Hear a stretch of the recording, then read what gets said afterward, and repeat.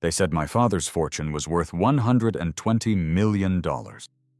But when the will was read, all I got was a broken watch and a silence so heavy it could split the air. I remember the tick that wasn't there, the cracked glass against my palm, the way my sister Olivia smiled as if she'd finally won a game she'd been playing for years. No one said a word. Even the priest looked away. Somewhere in that gold-leafed chapel, with the smell of lilies and old wood thick in the air, time itself seemed to stop, mocking me with its stillness. How do you measure a man's worth? By what he leaves behind, or by what he chooses not to? Before we move forward, please subscribe to the channel and share in the comments what time it is where you are right now.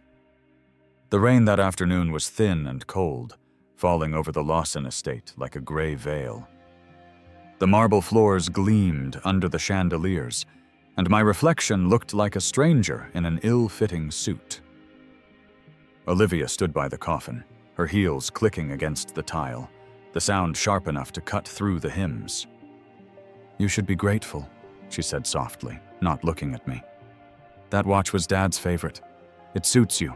Small, sentimental." The lawyer's voice rose above the murmurs. "The remainder of Richard Lawson's estate, properties, stocks, and assets, shall pass to Olivia Lawson and her husband, effective immediately." A few people clapped politely. Someone coughed. My throat felt dry. The weight of the watch in my hand was ridiculous. 20 grams of metal, worth maybe nothing, yet heavier than all her gold. "Is that it?" I asked. Olivia adjusted her diamond bracelet. "That's all you need, Henry. The rest belongs to those who know how to make it grow." Her tone was silk over ice. Outside, thunder rolled somewhere beyond the garden. I looked at the coffin one last time and wondered, was this his final lesson? A test to see if I'd chase money like the rest of them, or hold on to something more fragile. Memory, maybe even meaning. The clock on the wall struck 3. Its echo filled the room like a verdict. And in that moment I thought, perhaps time itself was my inheritance. The apartment door stuck the way it always did in damp weather. I shouldered it open and stepped into the hush that follows a long day of condolences. The hall light hummed. The radiator clanked once and went quiet, like a throat clearing before bad news. On the kitchen counter, a stack of envelopes waited. Rent due on the first, $1,420, electric $86.42, a grocery receipt for $27.19, clipped to a list Grace had made in neat blue ink. The ordinary numbers of a life, indifferent to grief. I set the watch on the table. The crack across the crystal caught the lamp and threw a thin lightning bolt over the face. No tick. Just the soft, unhelpful silence of a thing that once kept order and now did not. Grace filled the kettle, the metal sink ringing as if tapped with a spoon. "He always had a reason," she said, not turning around. "Your father didn't move a piece unless he'd studied the whole board. Which makes this what?" I asked. "Another lesson? Or a verdict?" She turned the flame low. "Maybe a test, maybe a trust. Or a message that I don't matter," I said. "A small souvenir for the sentimental son." Steam laced the air. Outside, a siren passed 2 blocks over on Tremont, fading by the time the kettle began its thin whistle. I took the watch in my palm. It was warm from my skin, heavier than its size. A hairline fracture in a bone, that's what the crack looked like. Something that would ache when the weather changed. Grace set a mug in front of me. Peppermint tea, because it was late. 6:45 p.m. by the kitchen clock. "There are other ways to count a man's worth than what's printed on paper," she said. "You know that." "I thought I did," I said. Today made me doubt it. $120 million to Olivia. 20 grams of brass and glass to me. "You didn't want the number," she said. "You wanted the meaning." I reached for the butter knife in the drawer. The back of the watch had a thin lip, the kind a jeweler would open with a proper tool. I wasn't a jeweler. I slid the blade under the edge and felt the stubborn seal give, a small sigh of metal. The case opened like a locket. There, faint as breath on a window, an engraving curved along the inside. The treasure lies in the time that was lost. I read it twice. The letters were shallow, almost apologetic, as if my father had asked the engraver to make the message clear and hidden at once. Grace leaned closer. "What does that even mean?" "It sounds like him," I said.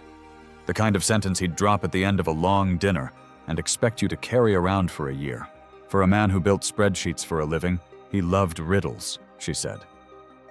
"And for a man who preached merit, he handed the keys to the person who wanted them most." She met my eyes. "Is that fair?" "There's another word for that kind of arithmetic," I said. "Betrayal." The kettle clicked off. Somewhere in the building, a shower started, water pounding old pipes behind our wall. A bus groaned to a stop outside, the brakes singing that high note you only hear in the city after dark. I held the watch up to the lamp, studying the tiny screws, the dull gleam of a movement that refused to move. If time was a courtroom, my father had just seated the jury and walked out. "You're already reading it like scripture," Grace said gently. "Maybe start simpler. What did he lose? And when?" "Time," I said. "He bought it, sold it, managed it for other people. But when you strip a man of his hours, what's left?" She smiled in that patient way of hers. "The parts he gave away." We sat with the quiet. The apartment carried the smells of old wood and tea and a city that leaks in through window seams when the wind is right. On the table lay other small proofs of our life. A chipped salt shaker, the Red Sox schedule magnet, a photo of us at Castle Island with the sky blown open behind us. My thumb worried the engraving until the letters felt familiar, like a password remembered in the middle of the night. "Maybe he's telling me to go backward," I said. "To look at the hours that don't show up on ledgers. The days he missed, the places he left unfinished. Where would you start?" I thought of the grandfather clock he kept in his study on Beacon Hill, the one he wound every Sunday at 5 p.m., a ritual so precise you could have set dinner by it. I thought of September afternoons when he'd disappear from the office, no meetings on the calendar, no explanation offered. I thought of the year he gave me a compass for my 10th birthday and said, "It won't tell you where to go, but it will always tell you where you are." "His study," I said. "If Olivia hasn't changed the locks." Grace touched my wrist. "Don't go to war with her tonight. Let the ink dry on the death certificate."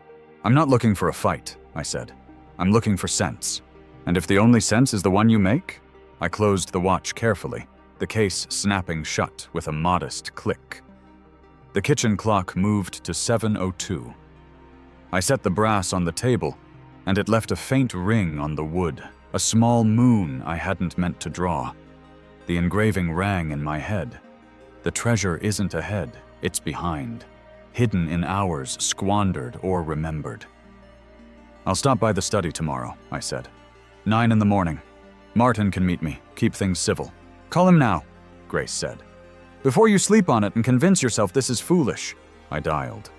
Martin answered on the second ring, voice gravelly, a dog barking somewhere in his house. "Henry, I was going to call you. How are you holding up?" "I need access to my father's study," I said. "Beacon Hill, the old townhouse. 9 o'clock. You know Olivia's claiming executive control as executor," he said. "I can get us in with a key from the firm, but we'll need to be respectful." "I can do respectful," I said. "What I can't do is pretend this watch is the end of the story." "Then let's see if it's the beginning," he said. "I'll meet you on Mount Vernon Street at 9 sharp. I hung up. Grace slipped her hand into mine. Her ring was cool, the kind of practical band you can wear while washing dishes or carrying groceries, the kind built for years instead of photographs. "Whatever you find," she said, "remember this is still about people, not prizes." "I know," I said, and meant it. The watch sat between us, a small, round promise I didn't understand yet. Outside, the city settled into the hour when windows glow and sidewalks empty. I rinsed the mugs, turned off the lamp, and we stood together in the doorway to the bedroom, listening to the apartment breathe. If there was treasure, it lived somewhere among the minutes my father had misplaced. Tomorrow, I would go looking for them. Tonight, I would practice something rarer than patience, the courage to let a mystery sit beside you without demanding an answer. If you found this video helpful, please subscribe to the channel, like it, and share it so others can watch too. Morning came thin and gray, the kind of Boston light that makes everything look like a memory. I woke before the alarm and sat at the kitchen table with the watch and a legal pad, the way men sit with problems they can't name. The apartment carried its usual soundtrack, pipes stretching, a neighbor's radio whispering headlines at 7:02 a.m., a delivery truck idling on Tremont like it had nowhere else to be. Coffee steamed in a chipped mug. The second hand on the wall clock hopped forward with cheerful certainty, as if to prove what the watch could not. Grace pulled a banker's box from the hall closet, one we'd labeled 10 years ago when we moved in. R. Lawson. Personal. The tape gave with a papery sigh. Inside lay the small archaeology of a life. A fountain pen worn smooth at the grip, a tarnished compass, a theater program from 1995, and a leather-bound journal the color of old bourbon. I lifted the journal and felt its weight, heavier than paper should be, the spine creaking like a door that still remembers other hands. The first page carried a neat inscription: Richard Lawson, 1983-2001. His handwriting was disciplined, no flourish, every letter a little fence meant to keep feelings from straying. I turned pages that smelled faintly of cedar and ink. June 14, 1987. Markets correct, character should not. November 3, 1991. Numbers tell a story, they are never the story. Then, underlined twice, a sentence that seemed to watch me read it. True value lies beyond numbers. Grace poured coffee into the second mug and stood behind my shoulder, her hand resting lightly at the base of my neck. He wrote like he spoke, she said. Sermons disguised as sentences. He used to say, "Forget time and you lose your soul." Maybe that's what he meant. Or maybe you're trying to hear your father in the wind, she said, and it wasn't unkind. Midway through the book, I found a notation boxed in pencil. Account 147 to 11. No bank name, no currency, just the number, like a door without an address. Beneath it, a list of dates in September across several years, each marked by the same 4 words. Boston. Old warehouse. The entry for September 12, 1996, included a small sketch. My father's spare lines capturing a grandfather clock, the pendulum drawn with a precision that felt almost tender. Beside it, 5:00 p.m., wind. The ritual I remembered, recorded like a pact with himself. If this wasn't deceit, it was rehearsal for it, I said. Hiding meaning in plain sight. Or preservation, Grace said. Some things you protect by making them look ordinary. I traced the number again, 4711, and let it sit on my tongue like a name. In another entry, he had written 3 addresses, then crossed out 2. The one left standing read 19, Harbor Lane, South Boston, 021207. I could see it in my mind. Brick and salt, a loading dock that smelled of rust and river, not far from the old shipyards where gulls screeched like they were arguing with the wind. The phone buzzed. Martin texted, Mount Vernon Street at 9:00. I have the firm's key. Expect Olivia. Do we go to the study first? Grace asked. We meet Martin as planned, I said. If we find nothing there, we head to Harbor Lane. And if you find something at the study, then we follow its shadow. I kept turning pages. March 8th, 1998. 2 kinds of inheritance, money and time. Children confuse the first with love. Fathers confuse the second with duty. December 31st, 2000. A year ends. A debt does not. The last entry, dated April 2nd, 2001, was short enough to feel like a whisper. The board will always bless the result. The soul must answer for the method. I closed the book and held it the way you hold a bird, firm enough not to lose it, gentle enough not to harm. Outside, the sky was the color of nickel. The city stretched and shook itself awake.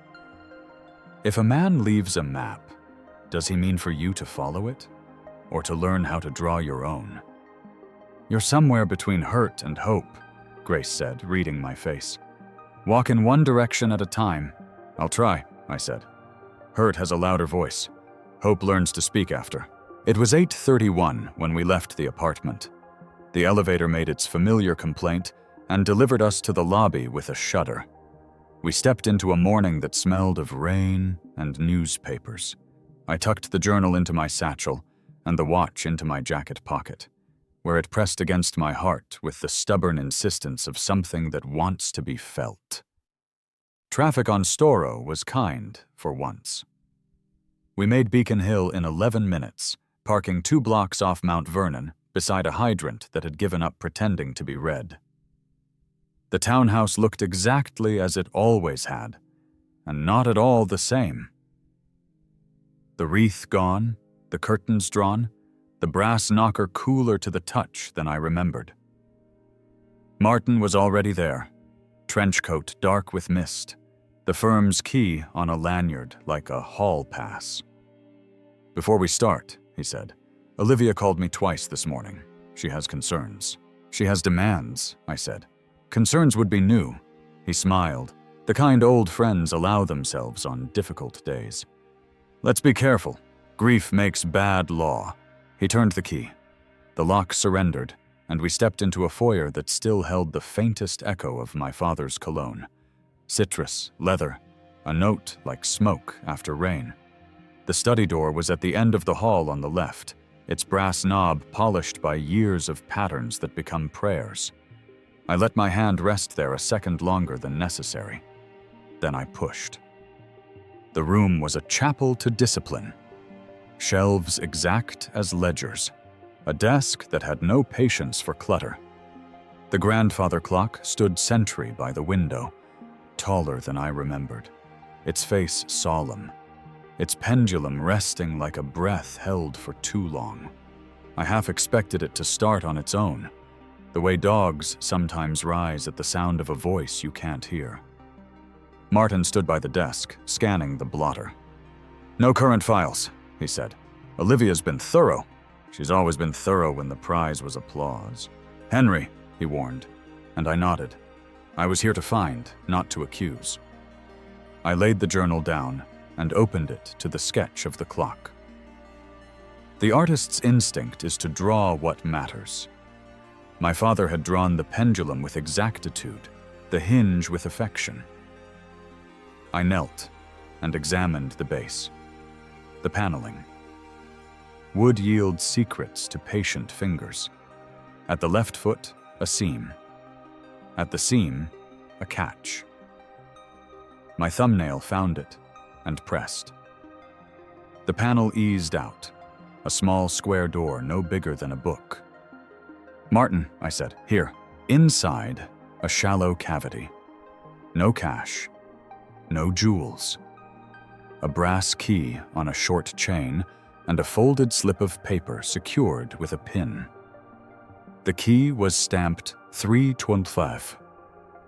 The paper carried 2 lines in my father's hand. Time keeps what we hide in it.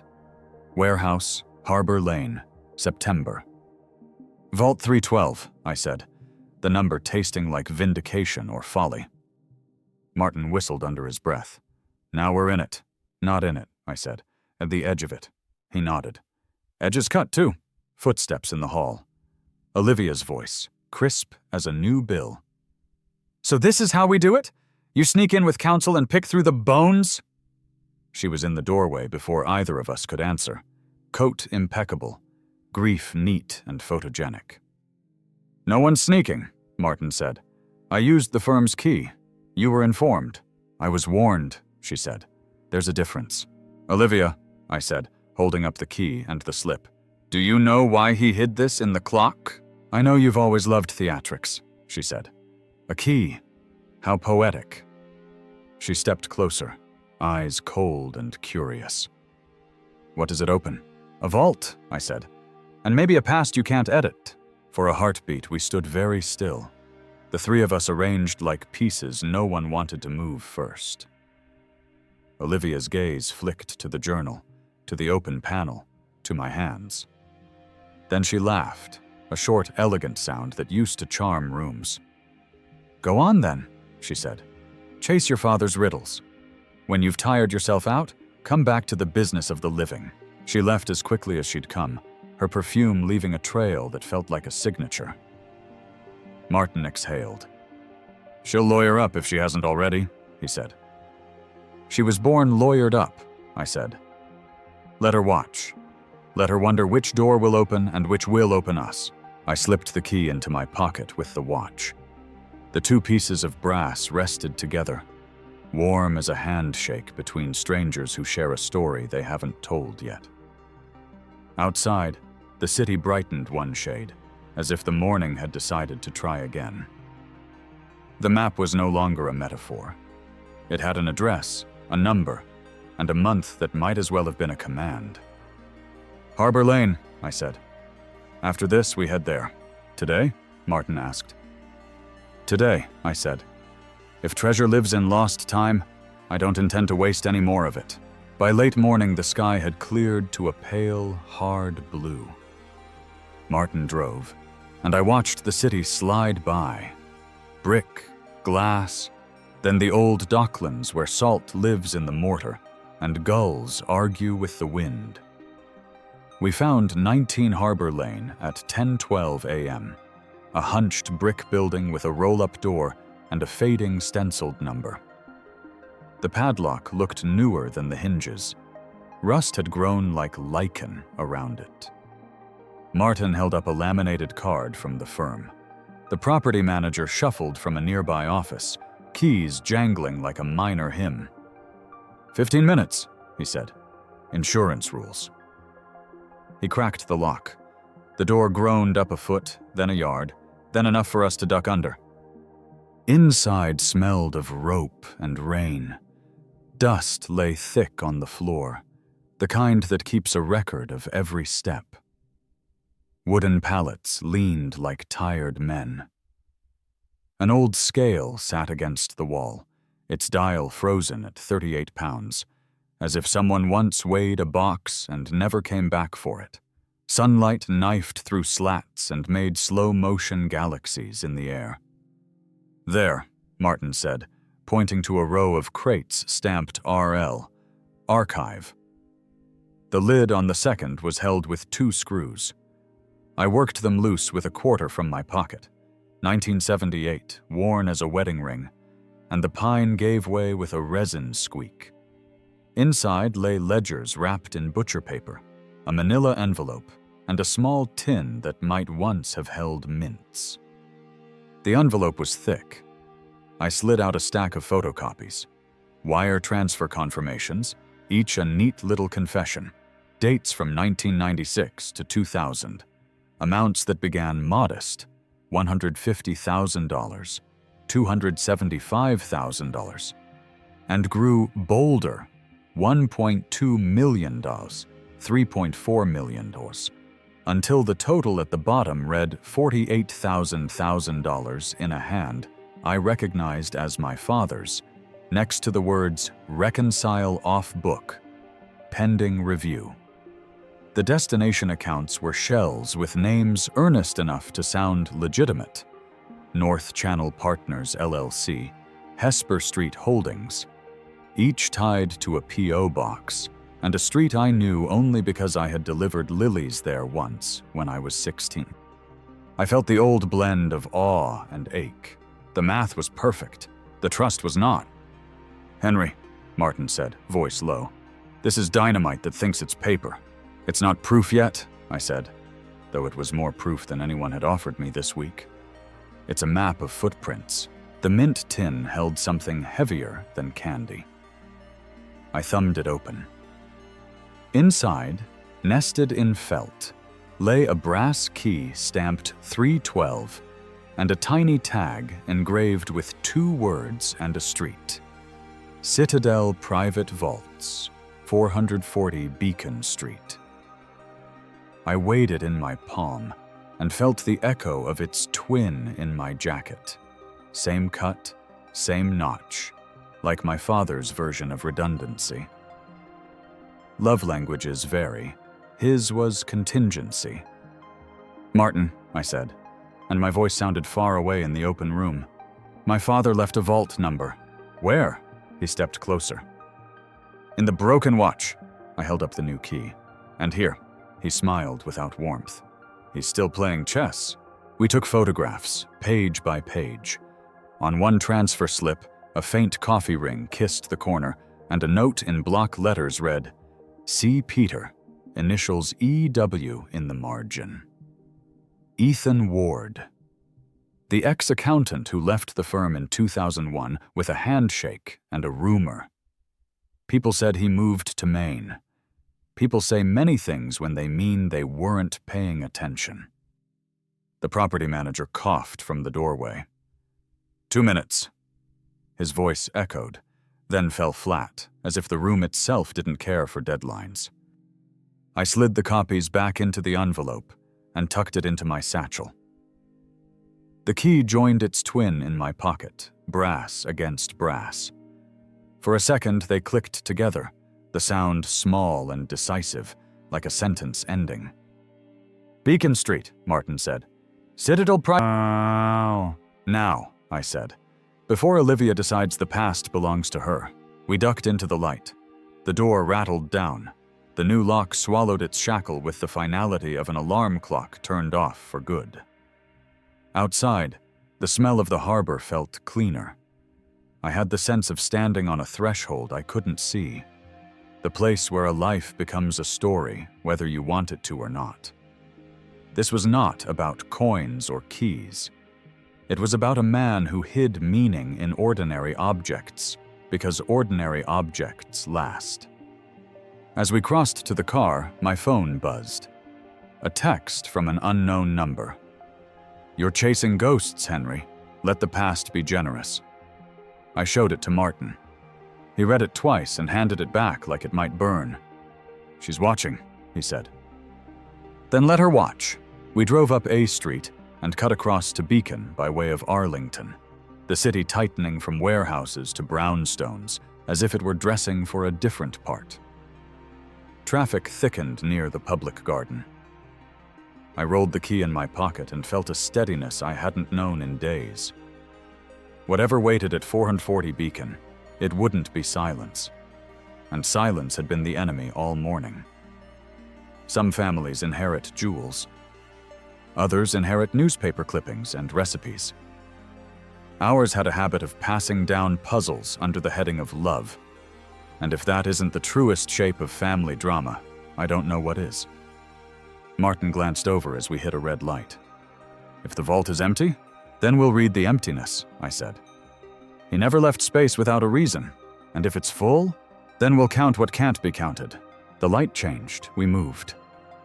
If you found this video helpful, please subscribe to the channel, like it, and share it so others can watch too. Citadel Private Vaults at 440 Beacon Street looked like a library that had learned to keep secrets. Marble floor, brass rail, a receptionist who spoke in half smiles. We signed the ledger at 11:26 a.m., showed IDs, surrendered our phones. The clerk slid a wooden tray across the counter as if we were about to receive communion, then led us down 2 flights to the cool belly of the building where time felt refrigerated. Box 312 lived behind 2 locks. The clerk turned her key, I turned mine. The drawer slid free with a soft rasp, and the dustless weight of something that had been waiting for years. In a private viewing room the size of a confessional, Martin closed the door, and we set the metal box on the table between us. For a second, neither of us moved. Inside lay a leather ledger, a stack of bank statements bound with twine, and a typed note folded in half. The ledger's title was pressed in gold. Private Equity. Olivia. My name appeared nowhere. My father's did, in the measured handwriting I knew from birthday cards and marginal notes. R. Lawson, attester. The paper smelled faintly of ink and cedar, a scent that made me think of winter Sundays, and a study lamp left on past midnight. I flipped to the section marked 1996-2000. Transfers in columns neat as soldiers. $150,000. $275,000. $1,200,000. $3,400,000. Page after page, stepping up like a staircase you climb without noticing how high you've gone. At the bottom, a sum in my father's hand. $48,000. Beside it, 4 small words. Reconcile off book. Pending review. Destinations matched the copies we had pulled at the warehouse. North Channel Partners LLC. Hesper Street Holdings, a handful of other entities as convincing as stage names, all roads leading to a handful of P.O. boxes with no windows. I heard my own voice before I knew I was speaking. She said I don't understand business, I said. But she forgot to learn honesty. Martin's jaw worked once, a muscle checking its restraint. If this holds, he said, she's been bleeding the company for years. The bank statements added timbre to the tune. Timestamps, authorization codes, routing numbers that traced intent. Someone had initialed several pages with a tidy OL. The letters looked like a signature trying not to be one. I could almost see my father recording, not stopping, documenting, not detonating. Why build a fuse and walk away? Why not call the fire when you smell the smoke? We turned to the folded note. No salutation, just a single line typed in black, the ink faint at the edges like it belonged to an older machine. If you've found this, the board already knows. I looked at Martin. Who? Directors, he said, or someone who wanted you to think so. You're saying it could be a bluff. I'm saying truth has many voices. Some whisper so you lean in. Beneath the note, a small envelope held photocopies of emails, memos about temporary liquidity transfers, consolidated accounts, and seamless realignment. The language did what such language always does, said less than it pretended, and hid more than it admitted. But the dates lined up with the ledgers, and the ledgers lined up with the copies from Harbor Lane. 3 points make a plane. 3 records make a pattern. I set the ledger flat and let my hand rest on the cover, the way you steady a book that wants to close. What is a father's role when numbers accuse his daughter? Teacher? Judge? Archivist? Perhaps he believed sunlight would do what lectures could not. Perhaps he trusted time to carry a verdict he could not bring himself to speak. It is a peculiar kind of love, the kind that documents a wound so the bleeding can be stopped by someone else. Martin took photos with the vault's permitted tablet. No flash, no sound. The images filed themselves into a passworded folder only the bank could release with an order. Procedure had the comfort of ritual. Ritual had the comfort of law. Chain of custody, he said softly. We'll do this right. I nodded. We won't drag her name through glass, I said. We'll let the glass speak. He gave me a look that said he had been waiting to hear that. We returned the papers exactly as we'd found them, the ledger's ribbon laid down like a line you don't cross. The drawer slid back into its slot. The clerk locked, then I locked. Upstairs, we reclaimed our phones, signed the ledger again at 12:11 p.m., and stepped into a Beacon Street noon so bright it felt almost indecent. Cars moved like they had somewhere to be. A boy pushed a scooter with one foot and laughter. A woman argued kindly into her earbuds and smiled at nobody. On the sidewalk, the air tasted a little like metal. "What now?" Martin asked. "Two paths," I said. "We deliver what we have to someone who can read it without prejudice. And we find Ethan Ward. The accountant? He left breadcrumbs," I said. "EW in a margin is not an accident." Martin nodded. "I'll draft a preservation letter to the Harper board. They'll want to pretend they've always been awake. And Olivia? She'll hear the floor creak," he said. "We don't have to stomp." We stood there a moment, letting the city decide whether to include us. I reached into my jacket and felt the watch against the vault key, brass against brass. Two small suns orbiting a gravity I didn't yet understand. If a life is a safe deposit box, maybe love is the key nobody copies. Maybe time is the bank that never closes. A breeze lifted, then settled. I thought of my father winding the grandfather clock at 5 on Sundays, telling time to behave. I thought of my sister, sure that money proves merit the way applause proves talent. I thought of the sentence in the watch. The treasure lies in the time that was lost. Perhaps the treasure wasn't a thing to keep, but a truth to live with. I turned to Martin. "We move carefully," I said. "We move forward. And if she tries to cut you off at the knees? Then we stand taller," I said. "Not louder."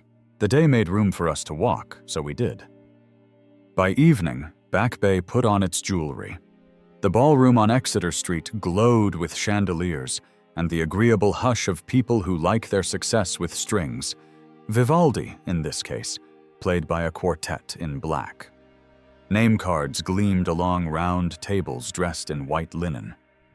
The menu offered pan-seared sea bass at $48 a plate and a Cabernet that tasted like old secrets, 22 by the glass.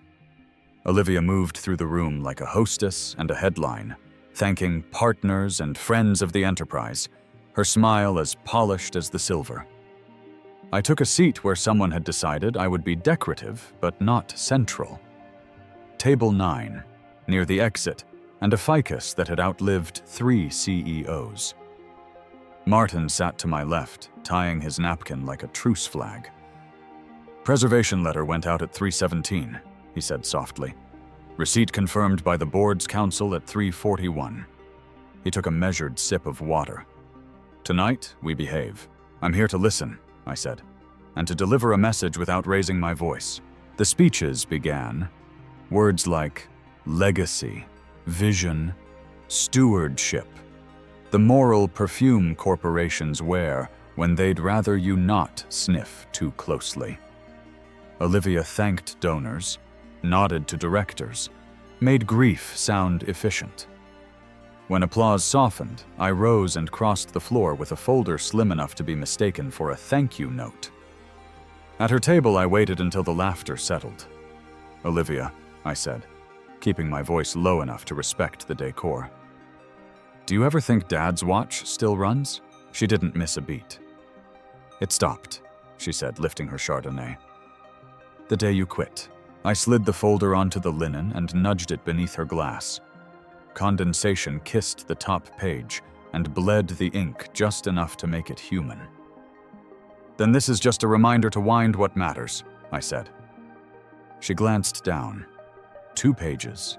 Clean fonts, clear numbers, dates that knew their place. A photograph of a ledger ribboned in red. The color drained from her face with clinical efficiency, as if her blood had received a calendar invite to step away. "Where did you get this?" Her whisper was all snap, no silk. "From a room where Dad kept things he wanted to outlast him," I said. "From time, mostly." "You don't know what you're looking at." "I know a staircase when I see one," I said, and I know where it leads. For a moment, the quartet's cellist sawed a bit too hard, or maybe it only felt that way. Olivia repositioned her glass as if moving it could also move the truth. Around us, conversation resumed, the room politely deciding not to overhear. She smiled for an investor across the table, then let it fall when his gaze moved on. "You've always preferred puzzles to people," she said. "This is no different. I prefer people who don't turn into puzzles," I said. "The ledgers match the transfers. The transfers match the shells. The shells match your initials when you were careless. Initials are a coincidence.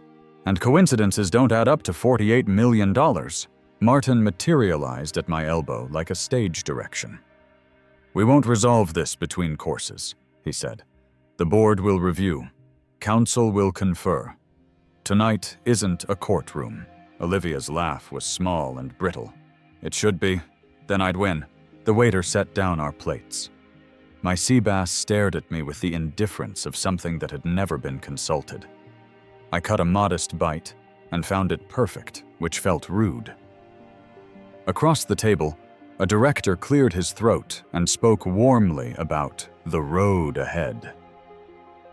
I thought about roads, how some lead you home and others teach you how to walk. When the clapping finished, Olivia leaned closer, voice low enough for only the ficus and me. "You won't embarrass me," she said. "You never could." "This isn't about embarrassment," I said. "It's about air. We're going to open windows. You think anyone cares how you frame it? I think how we frame it is all we can control." She shifted the folder a millimeter, as if that tiny move might slide the evening back into its groove. Around us, dessert appeared.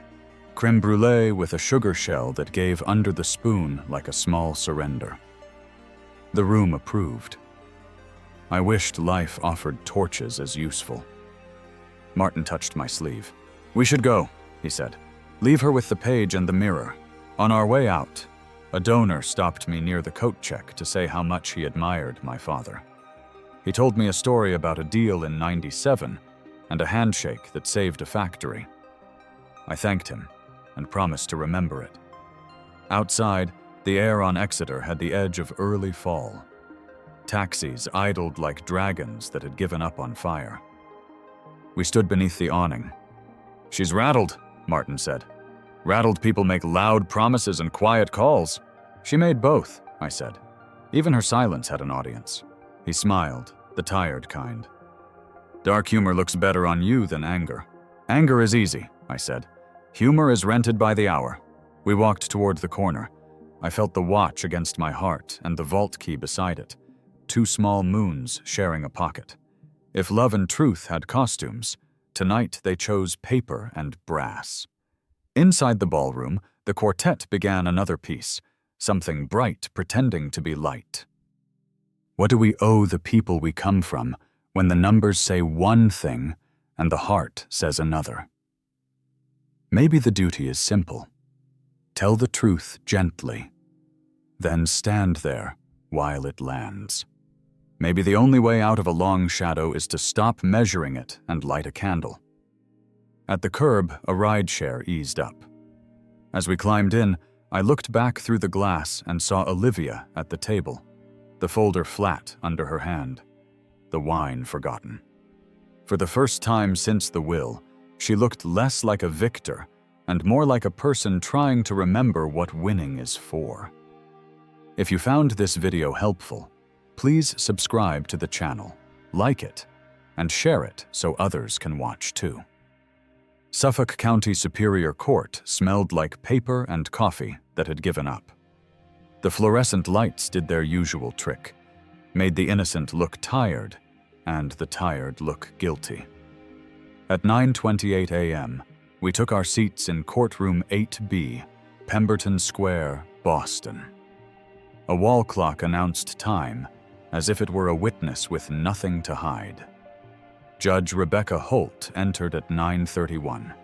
Robe precise, gaze steady, the kind of presence that convinces a room to tell the truth, or at least stop pretending it isn't there. "Harper Holdings versus Lawson," the clerk called. Docket 21, EQ 1145. Olivia sat at counsel table with two attorneys whose suits looked recently promoted. She gave me a glance that could have been concern or stagecraft. With Olivia, even silence arrived rehearsed. Martin adjusted his notes, then placed the leather ledger index he'd made on top.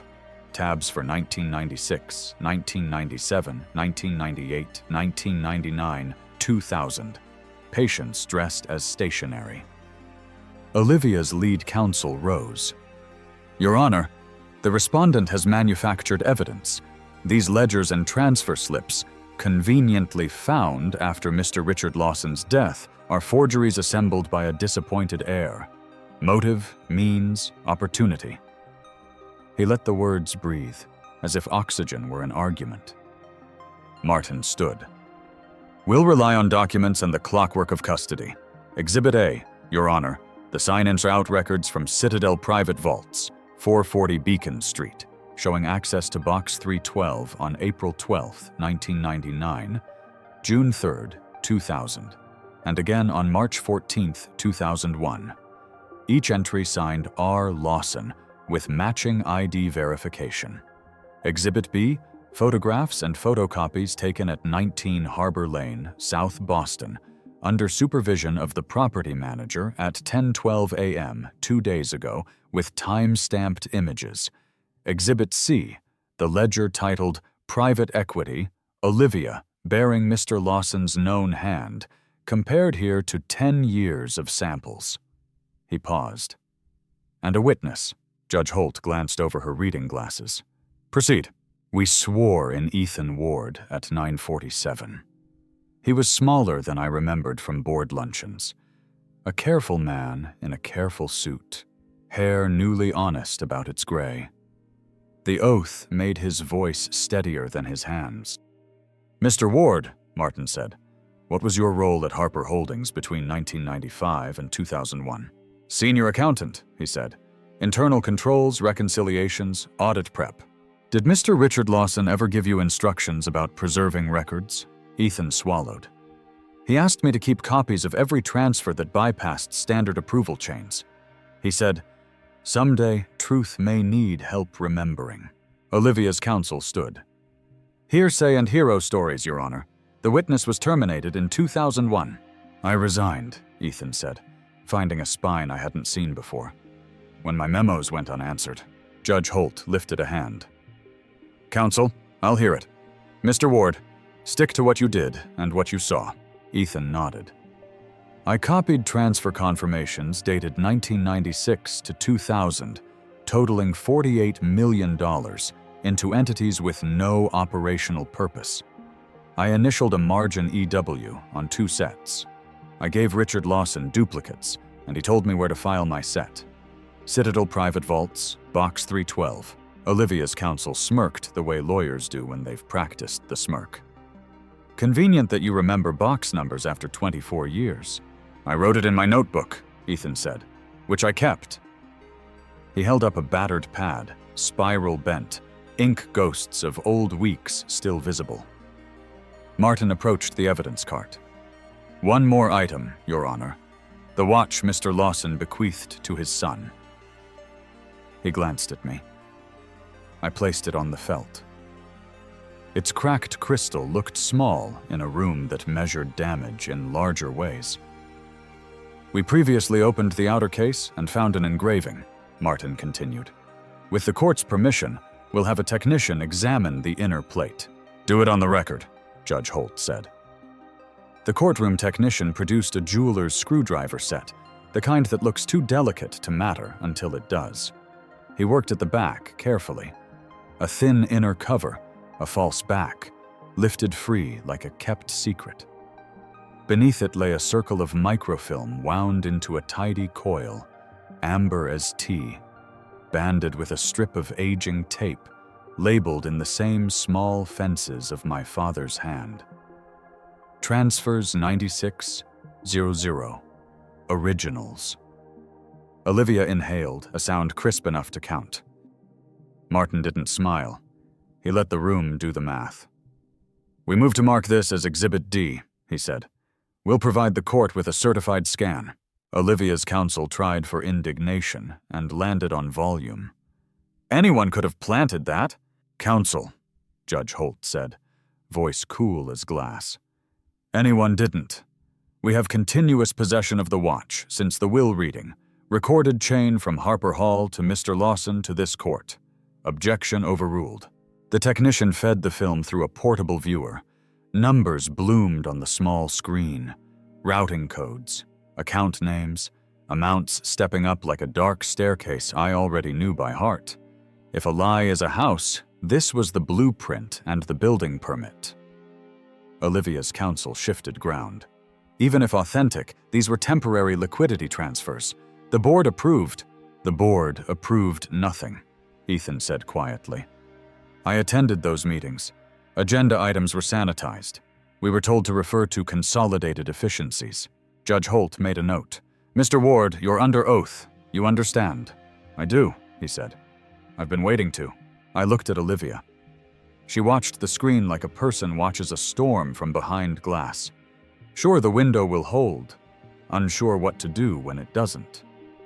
For a strange second, I wanted to hand her my coat, the way you do at funerals when weather forgets its manners. Then I remembered mercy isn't the same as amnesia. Martin rapped gently. Your Honor, we're not asking the court to declare winners or villains today. We're asking it to preserve, to compel production, and to stop the quiet movement of funds that don't belong where they're going. Judge Holt leaned back, weighing law against air. Motion to preserve is granted. Temporary injunction on asset transfers associated with the entities named. Parties will confer on a forensic protocol. We reconvene in 10 days. And counsel, she added, looking at both tables. This is a courtroom, not a theater. Keep it that way. The gavel she used was small and efficient. It sounded like a door closing just enough to be heard. In the corridor, we stood with the kind of fatigue you don't admit to. Reporters waited, but not the kind with cameras. The kind with notepads who still believe words should outlive clicks. Martin squeezed my shoulder once. Chain held, he said. Now comes the part where patience looks like courage. Across the marble, Olivia paused as if to speak, then didn't. She tucked a strand of hair behind her ear, a gesture from a time when our disagreements were about who'd get the front seat and who could be trusted with the map. I felt the watch in my pocket, warm from my hand, its secret no longer a secret. The truth had emerged the way seeds do, after you've forgotten you planted them. Some stories want villains. Ours mostly wanted light, and yet there it was, the old word threading through the morning like a seam. Deceit. Not shouted, not brandished, simply named, then measured. Ready? Martin asked. As I'll ever be, I said. Let's go home. Grace will want to know time still works. Verdicts don't arrive with trumpets. They come in dry sentences read into stale air.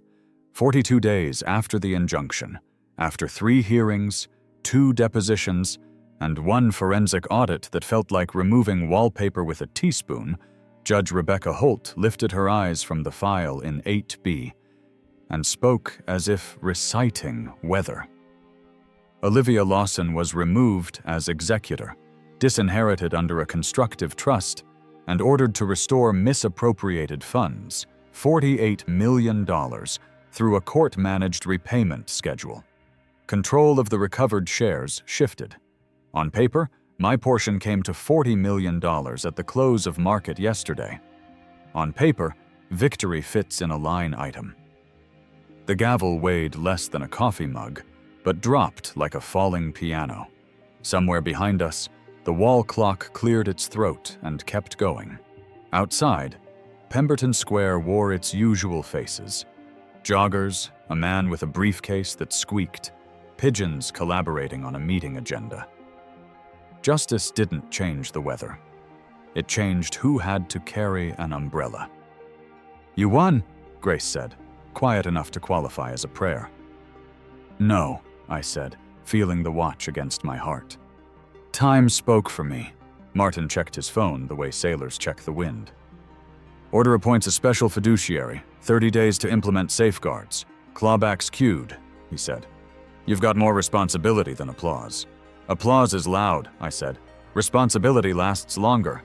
Olivia stood with her attorneys near the elevators, the way you stand after a recital when you can't quite locate the door you came in. For a second, we looked at each other, the kind of look you share with someone who grew up on your street and now lives at your edge. I thought of what to say. I'm sorry, or I'm not. In the end, I said nothing. Silent arithmetic. What you say plus what you leave unsaid equals whatever grace you can afford. We walked out into noon. The courthouse coffee cart did its best impression of mercy. I bought 2 and tipped more than the cups deserved. How does it feel? Grace asked as we crossed Cambridge Street, the signal blinking a red hand that never once helped anyone. Like lifting a suitcase I didn't pack, I said. Heavy. Necessary. Sometimes there's a shirt at the bottom that smells like someone you miss. We drove to Mount Auburn Cemetery because some news needs an older listener. The map at the gate marked Section Hawthorne.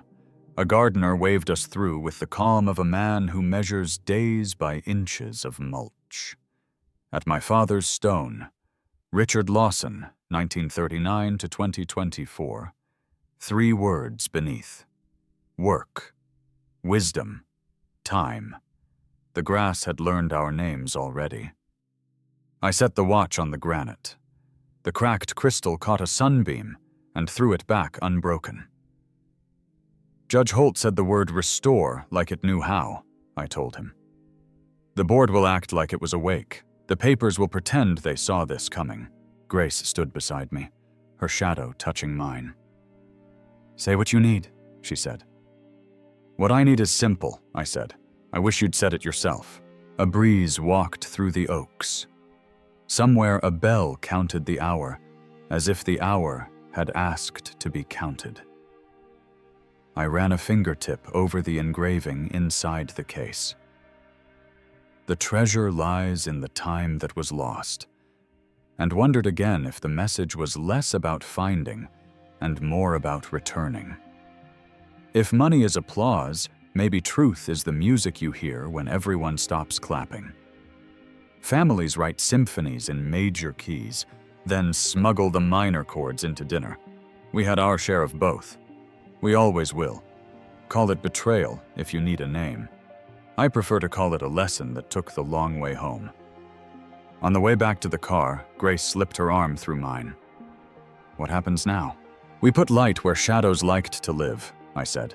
We hire people who sleep at night. We make the company boring in the best ways. And at home? At home, I fix the wobbly kitchen chair and remember to buy peppermint tea before we run out. We left the watch on the stone for a minute more, a small sun warming a colder name. Then I picked it up, wound it gently.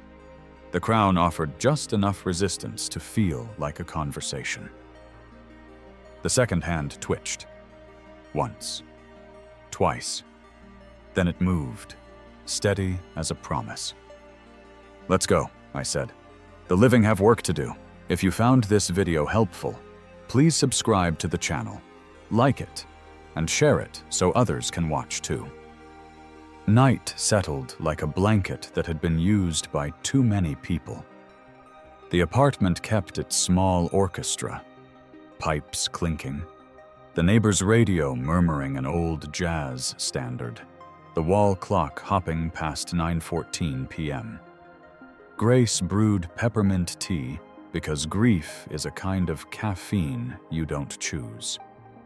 I sat at the table with the watch and a jeweler's loop I did not deserve, turning the crown by quarter turns, feeling the teeth catch like a sentence finding its verb. The leather strap had a stitch that never sat right, the 5th from the lug. A thread stood up like a stubborn hair. I slid a sewing needle under it and felt the stitch give with a soft complaint. Something thin hid beneath the leather, smaller than a postage stamp. I teased it out with tweezers, rice paper, folded twice, the edges browned by time, the creases gentle as someone's palm. Grace watched without speaking. I unfolded the paper. 8 words waited, typed in faint ribbon ink. If you're reading this, you chose patience over pride. Beneath, in my father's hand, those small fenced letters. Another line. The watch isn't broken, son. It's waiting. Grace set a mug by my elbow. He knew you'd come to this slower than anger, she said. Anger arrives on time, I said. Patience rides the bus and gets off a stop early. And yet here you are. Here I am, I said. And it felt like a confession and a receipt. I turned the crown again, careful, measuring resistance the way you measure a truth, by how much you can carry without forcing it. The second hand trembled once, corrected itself, then began. Tick, tick. Not loud, not boastful, just workmanlike, like a man in a shirt with his name stitched over the pocket. What does it change? Grace asked. Not the verdict, I said.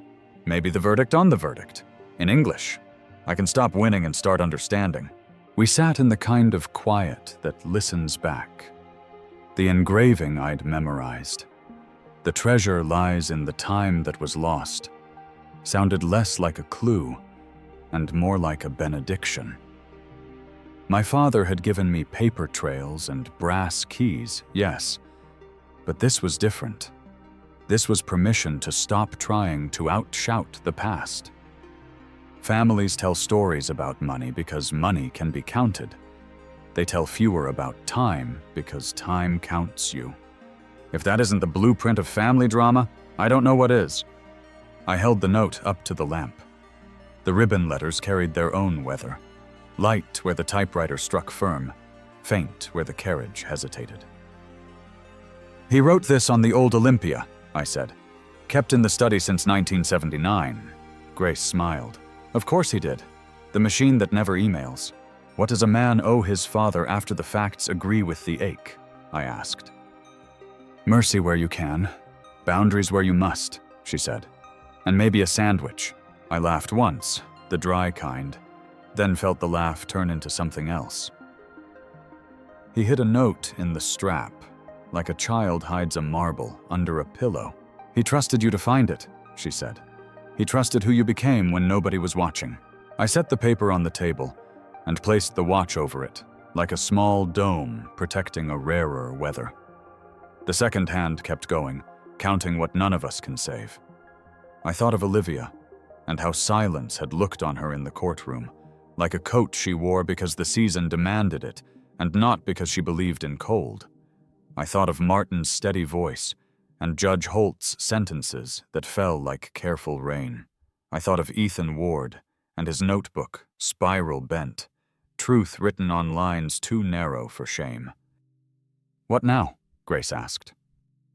Tomorrow I'll meet Martin at 9, I said. We'll sign the fiduciary papers, set guardrails, stop the leaks. After that, I'll call Olivia. To say what? That we can repair the roof without burning the house. Grace reached across and took my hand. Her ring was cool. Her palm held the day's temperature.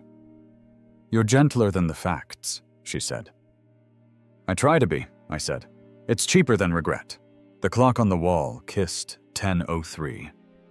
The city outside exhaled, the way cities do when trains make their last run and windows decide which lights they can afford to keep. I slipped the note back under the strap and pressed the stitch through. 2 careful tugs to close the seam. The watch felt whole again, not because it was flawless, but because it had confessed. I lifted it to my ear. Tick, tick. It sounded like a man learning to apologize in a language he didn't grow up speaking. I thought of the compass from my 10th birthday, the one that told me where I was without telling me where to go. Some gifts do that. They refuse to choose for you. You taught me to listen, not to fight, I said aloud, and hoped my father had kept enough of the world to hear me. The note under the strap felt like a hand on my shoulder. The second hand swept past the 12 and didn't stop to ask permission. Morning would ask for signatures and statements and plans. It would ask for a man who could carry $40 million on paper without letting it own a single corner of his heart. Tonight asked for less. Tonight asked for a wound to form a thin, honest scar. I wound the crown 3 more clicks, then set the watch on the table where the moonlight could try its hand at keeping time. We launched the Richard Lawson Scholarship on a Tuesday when Boston woke in soft gold. The announcement went up at 8:00 a.m. A modest website, a letter to guidance counselors, a stack of forms that asked for essays about integrity instead of resumes padded to impress. We funded the first year with $1,000. 10 students at $10,000 each for 4 years, with a reserve for a 13th month of need when life forgets to read calendars. I signed in blue ink because black felt like a verdict. Grace signed too, and under her name, we added a promise. If a student falters, we stay. At Lincoln High, the librarian cleared a shelf for applications. The custodian found us a bulletin board that didn't squeak. We met with a room full of juniors who wore hope like new shoes, still stiff, already loved. A girl in the front row asked if the scholarship required perfect grades. No, I told her. It requires honest ones. She wrote that down like it might help on a test. The company moved too, in ways that didn't make headlines. Martin and the fiduciary team built guardrails that looked boring to anyone who didn't know how many lives boredom saves. Vendors were paid on time. Audits read like bedtime stories. The board, suddenly pious, adopted policies with acronyms longer than the problems they solved. Responsibility is a house that creaks until you learn its sounds. Olivia wrote me an email at 2:13 a.m. on a Sunday. No subject line. 3 sentences. I won't ask you to forget. I will try to remember how we were before. Coffee? I read it twice and set the phone face down, the way you do when the past knocks gently and you're not sure whether to offer it a chair. In the morning, I wrote back, yes. Wednesday, 10:00. The cafe on Charles where Dad used to read the paper and pretend not to watch the dogs. Ethan Ward mailed me his notebook, a battered spiral with corners chewed by time. He had tucked a postcard inside, a lighthouse under weather. Truth takes longer than a storm, but it does more lasting work. Judge Holt sent a note on court stationery that almost smiled. Thank you for making my job simpler than it could have been. We visited my father's stone again, not because grief demanded it, but because gratitude asked nicely. I told him what we'd done with the money he couldn't take and the time he couldn't keep. I set the watch on the granite and let the second hand count a small ceremony. A breeze came up the hill and tried its hand at blessing. Does it feel different now? Grace asked as we walked back to the car. It feels quieter, I said. Like the room you enter after the music ends and realize your favorite part was the listening.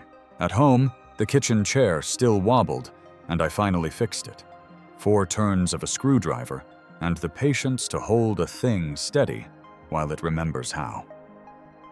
We ate grilled cheese and tomato soup from a can that has never pretended to be more than it is. Ordinary lunch in a life that needed ordinary. After, I took a call from a former plant manager who told me a story about my father driving out to Worcester in '97 to shake a worker's hand. He said, "Time is what you give when money won't fit into the moment," the man recalled. I wrote that down on an index card and stuck it to the fridge where wisdom belongs when you want it to interrupt you. In a world that worships spectacle and quick verdicts, there's a hunger for revenge stories, someone wronged, someone punished, a neat bow, roll credits. We were messier than that. We were the kind of family that had to learn the difference between justice and getting even, between keeping score and keeping faith. Money moved back where it belonged. So did some of the love. Not all, not yet, but enough to begin again. The sun threw itself into the river, and the city turned on its lamps. I wound the watch, 3 slow clicks, and listened. Tick, tick.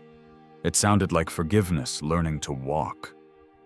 I thought of the boy I had been, waiting for my father to notice the grades that didn't match his expectations, and the man I was, trying to notice the people who hide their need behind good manners.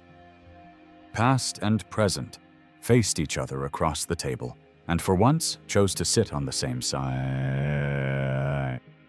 A text buzzed from an unknown number. It was from a second-year accounting student at UMass Boston, one of our first applicants. She wrote, "I'm working nights at the grocery by South Bay. Your essay question made me cry in the break room. Never happened with an essay before. Thank you."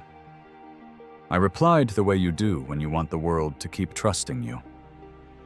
"I'm proud of you. Keep going. We'll meet you halfway." 2 sentences for the road, the kind I wish I'd learned sooner. Money is what you own. Time is what you keep. Love is how you spend both. And an ending small enough to carry but large enough to live inside. A watch that keeps better time now. A family learning the shape of repair. A city morning that smells like bread. If you enjoyed this story, please like the video, subscribe to the channel, and share your thoughts about this story in the comments. Thank you for watching. Wishing you health and a peaceful home. See you in the next episode, where a different secret knocks and a different heart decides whether to open the door.